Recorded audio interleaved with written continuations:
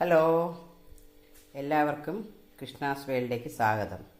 ഞാനിന്ന് വാഴയ്ക്ക് വെച്ചിട്ടൊരു കറിയാണ് ഉണ്ടാക്കുന്നത്. നേരത്തെ കാട്ടിൽ പൊട്ടി വീണതാണ് വാഴ. അതിലുണ്ടായിരുന്ന കായ പഴുക്കാൻ മാത്രം മൂത്തിട്ടില്ല എന്ന കറി വയ്ക്കാൻ പാകമാണ്. അതിലേക്ക് ഞാൻ കുറച്ച് വാഴയ്ക്ക് എടുത്ത് വെച്ചിട്ടുണ്ട്. 2 തക്കാളി, ഒരു മുരിങ്ങക്കായ, ഒരു നെല്ലിക്ക വലിപ്പത്തിൽ പുളി എടുത്ത് വെച്ചിട്ടുണ്ട്. പിന്നെ അരപ്പിന് വേണ്ടി നാളികേരം. എൻ്റെ നാളികേരം വെള്ളം പറ്റിയ നാളികേരമാണ്, നല്ലത്, നന്നായിരിക്കും. നിങ്ങളുടെ പച്ച നാളികേരമുള്ള വെച്ചാൽ അത് ഉപയോഗിക്കാം. ഒരു 5 പച്ചമുളക് എടുത്ത് വെച്ചിട്ടുണ്ട്. ഞാനിതിനെല്ലാം നീളത്തിൽ അരിഞ്ഞിട്ട് വരാം. വാഴയ്ക്ക ഞാനിവിടെ നീളത്തിൽ അരിഞ്ഞു വന്നിട്ടുണ്ട്. ഒരുപാട് കനം കുറച്ച് അരിയൊന്നും വേണ്ടത്, ഈ പാകത്തിൽ അരിഞ്ഞെടുത്താൽ മതി. അതുപോലെ തക്കാളി ഞാനിവിടെ അരിഞ്ഞു വെച്ചിട്ടുണ്ട്. നമുക്കിതൊരു പാൻ വെച്ചിട്ട് നമുക്കിതിനെ ഒന്ന് വേവിച്ചെടുക്കണം. ഗ്യാസ് ഓൺ ചെയ്യാം. അതിലേക്ക് ഒരു വാഴയ്ക്ക നമുക്ക് ഇട്ട് കൊടുക്കാം. വാഴയ്ക്ക ഞാൻ മഞ്ഞൾവെള്ളമൊക്കെ ഇട്ടിട്ട് കറ കളഞ്ഞെടുത്തതാണ്. വാഴയ്ക്ക ഇട്ട് കൊടുക്കാം.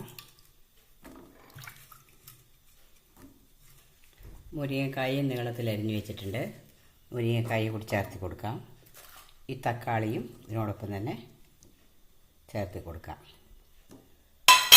പിന്നെ കുറച്ച് ചെറിയൊരു സ്പൂണിൽ 1/2 സ്പൂണ് മഞ്ഞൾപ്പൊടി കൂടി ചേർത്ത് കൊടുക്കാം. പിന്നെ 1/2 ടീസ്പൂൺ മുളക് പൊടി. പച്ചമുളക് നമ്മൾ ചേർത്തിട്ടുണ്ടെങ്കിലും എരിവിന് വേണ്ടിയിട്ട് അല്പം മുളക് പൊടി. പിന്നെ ആവശ്യത്തിന് ഉപ്പിട്ട് കൊടുക്കാം. അതിനുശേഷം നമുക്കിതൊന്ന് വെള്ളം ഒഴിച്ച് കൊടുത്ത് വേവിക്കാം. ഇത് മൂടിക്കിടക്കുന്ന ഭാഗത്തിൽ വെള്ളം ഒഴിച്ച് കൊടുക്കാം.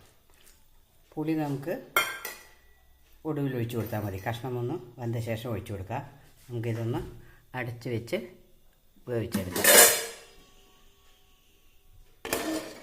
ഇപ്പോഴേക്കും ഞാൻ എൻ്റെ അരപ്പ് തയ്യാറാക്കിയിട്ട് വരാം. നാളികേരവും പച്ചമുളകും ഒരു 1/4 ടീസ്പൂൺ ജീരകവും കൂടി ഞാൻ ചേർത്ത് അരയ്ക്കുന്നുണ്ട്. അരച്ചിട്ട് വരാം. നമുക്കിതൊന്ന് തുറന്ന് നോക്കാം.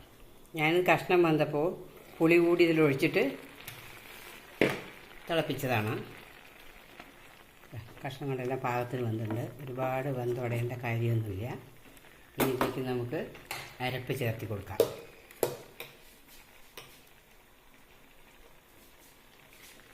നാളികേരവും പച്ചമുളകും ജീരകവും കൂടി അരച്ചതാണ്. അതിലേക്ക് ചേർത്ത് കൊടുക്കാം.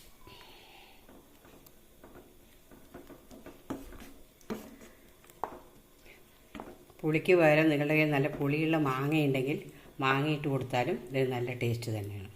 ഇത് ലേശം ലൂസായിട്ട് തന്നെയാണ് ഇരിക്കുക. ഒഴിച്ച് കറിയായിട്ട് തന്നെ ഉപയോഗിക്കേണ്ടതാണ്.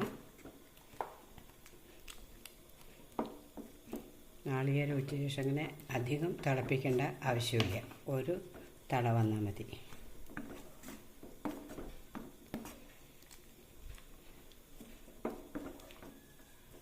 ഇത് നല്ല ടേസ്റ്റാണ്. തള പൊട്ടുമ്പോൾ നമുക്കത്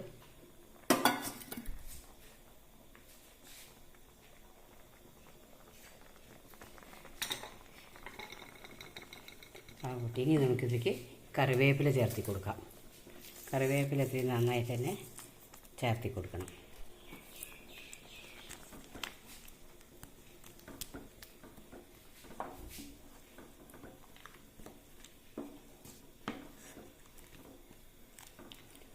ഇനി ഏറ്റവും ഒടുവിൽ നമുക്ക് 1 ടീസ്പൂൺ വെളിച്ചെണ്ണ കൂടി, പച്ച വെളിച്ചെണ്ണ ഒഴിച്ചു കൊടുക്കാം.